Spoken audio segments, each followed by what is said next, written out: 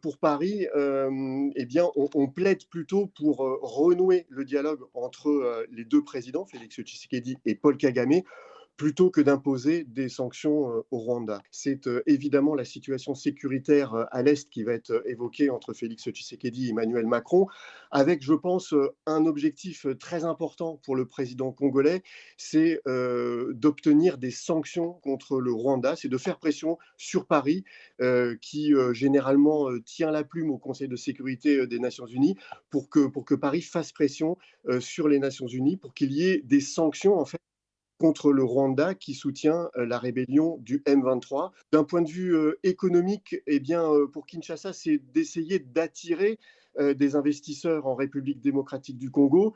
Mais c'est vrai que c'est assez délicat et c'est très difficile, hein. On va dire franchement que les entreprises ne se bousculent pas, hein, pour venir investir en RDC, parce que ben, il y a ce conflit à l'est du pays. Il y a aussi un très fort niveau de corruption, il y a de l'insécurité judiciaire qui fait que eh bien, c'est assez compliqué et ça explique que les investisseurs sont un petit peu frileux pour investir au Congo. Ça va être très compliqué qu'il y ait des avancées concrètes sur le plan sécuritaire.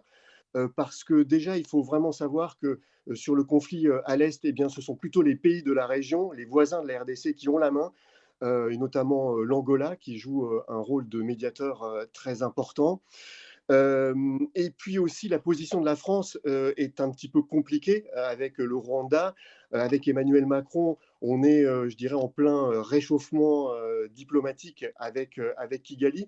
Donc c'est vrai que pour Paris, eh bien, on plaide plutôt pour renouer le dialogue entre les deux présidents, Félix Tshisekedi et Paul Kagame, plutôt que d'imposer des sanctions au Rwanda. Il y a un dossier qui sera sans doute évoqué par le président Tshisekedi, c'est en fait l'accord qu'a donné l'Union européenne sur les minerais au Rwanda, alors que Kinshasa accuse Kigali de détourner ces matières premières.